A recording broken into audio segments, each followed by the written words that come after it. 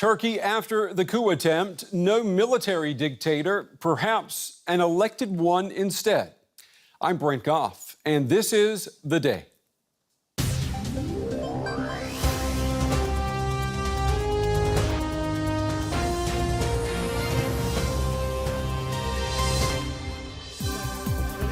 More than 8,000 and rising, the purge in Turkey continues. Crowds calling for death to the coup's culprits. We cannot ignore this demand. In democracies, whatever people say, it is done. Turkey's government says the coup's mastermind is a cleric living in the U.S. Ankara wants him extradited. Washington wants proof first. I urged the foreign minister to make certain that in whatever portfolio and request they send us evidence, not allegations. Also on the show, has an important announcement to make. It's the Republican National Convention that is all about Donald Trump for the right and the wrong reasons. Security in Cleveland is tight, police on edge in a state where it's legal to carry a loaded gun in public.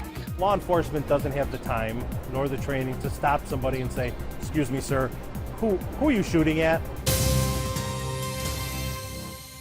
Well, thanks for joining us. Also coming up tonight, one of the reporters who exposed world sports' dirty doping secrets talks Russia. A blistering report out today accuses Moscow of state-supported cheating. There are calls tonight for Russia to be banned from the Rio Olympics. But first to our top story. On the day Turkey's crackdown at home threatened to shatter its most important ties abroad. Now, we know that an attempted military coup on Friday failed, but we do not know what forces it may have set free. As if the government retaliation had been planned, almost 3,000 judges have been fired, 6,000 people arrested, and the purge is headed for the military as well. Now, there are conflicting reports tonight that the chief of the Air Force has confessed to planning the coup. And signs that the rule of the mob may replace the rule of law are alarming Ankara's most important allies. NATO reminded Turkey today that all members must respect democracy. An even more direct threat coming from the European Union today. Take a listen to what Brussels had to say about Turkey ever joining the EU. Let me be very clear on one thing, actually on two. One, no country can become a EU member state if it introduces that penalty. That is very clear in our acquis, as we call it. So this is for sure. Now, Turkey's President Erdogan told a crowd of thousands if they want the death penalty reinstated to punish those behind the coup, they should get it. Any room for backpedaling, Mr. President? We pick up the next part of the story in the Turkish capital. Friday night, security cameras record an air attack on Turkey's Secret Service headquarters in Ankara. Agents return fire, shooting at a helicopter flown by coup participants.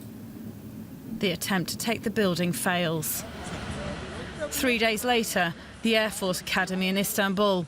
Special forces arrest people accused of being involved. This while the Interior Ministry sacks nearly 9,000 officials, ranging from police officers to regional governors. All state employees are hit with a holiday ban, and some media suggest they've been told not to leave the country. The discussion over reintroducing the death penalty continues. Turkey's Prime Minister initially appears hesitant. People on the streets are demanding the death penalty. Turkey follows the rule of law. We make policies for our citizens, and what our citizens want is our command. But one should not be hasty. Our parliament will consider it and decide. A constitutional amendment would be needed to reintroduce the death penalty. The idea will be discussed with the opposition, but at the moment, President Recep Tayyip Erdogan is unlikely to manage to get the two-thirds parliamentary majority needed to change the constitution. 2 out of 3 opposition parties would not agree. We, the CHP, are absolutely against bringing it back to a country where many suffered under the death penalty before. The CHP would vote against it, and we also reject it categorically. I don't believe the death penalty will come back. Government circles named former Air Force Chief Akin Öztürk as coup leader. Yet the media say he denies all involvement. Meanwhile, as Erdogan's purge gathers pace, more than 100 other generals have also been arrested. I'm joined now by Seyran Ateş. She's a German-Turkish human rights lawyer and author. Seyran, it's good to have you on the day.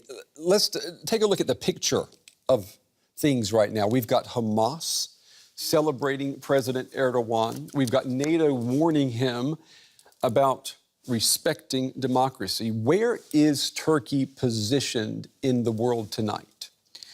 We are shocked, about what happened on Friday night. And first I thought maybe it's really a coup. It's really a military action against Turkish government, and maybe it will be a reset for Turkey. You believed that at first? I believe that at first, because since 2 years, the atmosphere in Germany, in Turkey is like it could be, because so many people say it's enough, enough is enough now, what happened. But what happened after that in the next hours, it seems it's not a typical military coup. We have very, very much experience with that. In Turkey, we had 4 of them. Right. And there's also an idea of military and also a plan of that. And you're saying this coup was not done by professionals? It's not done by professionals, and especially not by Turkish professionals, because they have exercise in that. So, the military has exercise, and everybody knows it has to be early in the morning. You have to catch first the head of the government, and you have to catch the television, all the media. Yeah, because the media was not turned off immediately. And make your message. Mm-hmm. Have you ever seen a face of the coup? Did you have seen any face who said, I'm here, and I'm now the leader of this country? So there are so many questions, so that still now we don't have any answers. But we are really sad about the situation. Now, what happened after that? What happened directly in the night? Man cut the head of a soldier.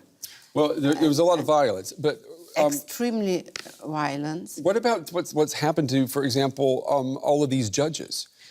That's what I want to say. The next, and not 24 hours later, just 8 or 10 hours later, they catched 3 judges, 3,000 judges. 3,000.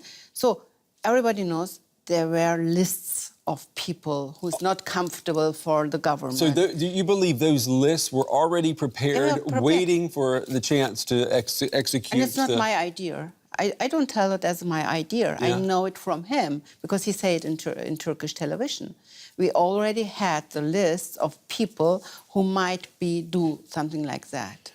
What about the cleric, Fethullah Gulen, in the U.S.? Erdogan says that Mr. Gulen is behind the coup, and Mr. Gulen says that President Erdogan staged the coup. Who do we believe?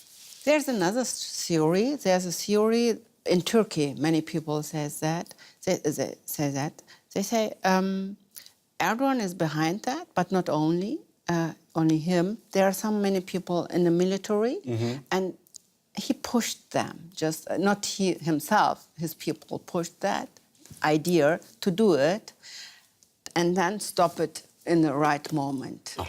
But about Gulen, many people say, and I follow that. It's also my opinion. Gulen doesn't have the power to do it. He doesn't have the power from the USA, and I think he doesn't have the manpower to do it in Turkey, to realize it.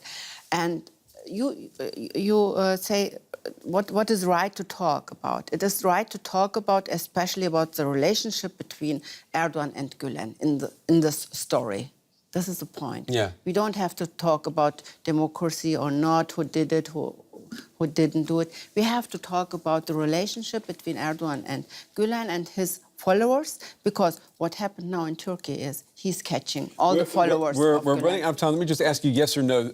Do you think, though, that we're moving towards an autocratic, even a dictator-type government with Erdogan? I hope not, but many people say that. All right. Seyran Ateş, thank you very much for taking the time to be with us on the day. We appreciate it. Welcome, and thank you for having me here.